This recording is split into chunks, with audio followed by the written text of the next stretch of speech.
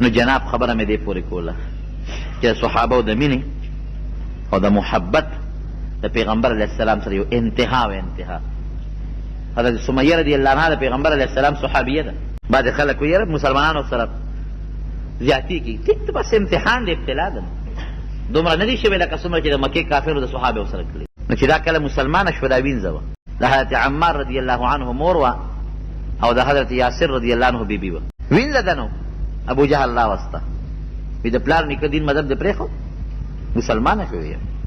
د دنیا په تاریخ کې به داسې مرګ چاله هم نه راغلی، داسې وجه وی دوه اوښان راوله، یو اوښ یې راوسته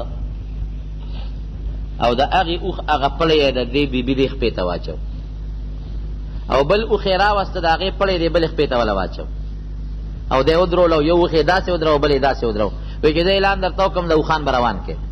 نو د اوښان خو ډېر لوی طاقت لري، نو دا به په دې منځ شلو وایه که نه، دا مرګ قبول به کړي څوک؟ دې ته مرګ وایي. وی داسې به شلو، داسې مرګ به ورولو. نو چې څنګه هغه یو اوښ یې روان کړو بل یې روان کړو، دې په ژړا شوه. وی ودرېږې ودرېږې صبر وکړې. ور د پلار نیکه دشمنه نه وه، د اسلام او د مذهب دشمنه وه. وی صبر وکړې، چې خپې غریب یې راخې شوې صبر وکړې.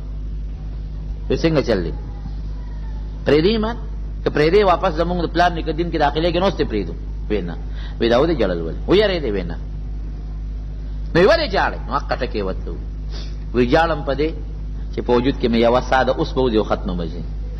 په دې ژاړم چې افسوس او ارمان زما په وجود کې دومره ساګانې وي چې زما په دې وجود څومره ویښته دي، او هر یو ساه مې د نبي علیه السلام نه دقسې قربان کړی وي لکه دا چې اوس یې قربان وم، او مقسې ترې څه وویسته. او یو ډېر ناجایز حرکت یې هغه وخت کې وکړه ورسره. ابو جهل او د هغه ملګري کافران دی الله په خاورو دې کې په الله لعنتونه ووري. د هغې هغه مینې وې، د هغې هغه محبت و. رب العالمین د هغې محبت هغه صلې او د هغې محبت هغه اجرونه صحابه کرامو له په دنیا کې هم ورکړل او په آخرت کې هم وله ورکړل. یو صحابي راغی نبي علیه السلام دوی د الله رسوله وی جنت کې خو به ته په ډېره لویه مرتبه کې مونږ خو به ډېر لاندې یو. الله اکبر، ته به ډېره لویه مرتبه کې مونږ به ډېر لاندې. نو په هغه جنت به څه کوو چې تا سره پکې زمونږ ملاقات نه کړي؟ مونږ له خو دنیا خره ته را سره ناست دی، مونږ در سره ناست یو که نه. که دنیا کې مشقت دی او تکلیف دی او جوړ دی او ناجوړ او درد دی او هر څه دي، ته خو را سره ناست دی. نو په هغه جنت به څه کوو چې ته زمونږ نه لرې؟ نو رب العالمین قرآن حکیم کې آیت نازل کړ، آیت الله نازل کړ چې د چا چا سره په آخرت کې مینه وي نو قیامت کې جنت کې به رب العالمین هغه انسان د هغې خلکو سره ملګری ساتي. خو خلکو سره د مینه د علماو سره نیکانو سره جنت کې به هغې سره ملګری، او که غلطو او بدانو فاسقانو او فاجرانو سره د مینه ده نو جهنم کې به د هغې سره بیا ملګری. چې کله وفات شو نبی کریم صلی الله علیه وسلم یو زنانه ده، ښځه زنانه وګوره څونه کمزوري وي، هغې ځان نه دا دواړه سترګې لندې کړې.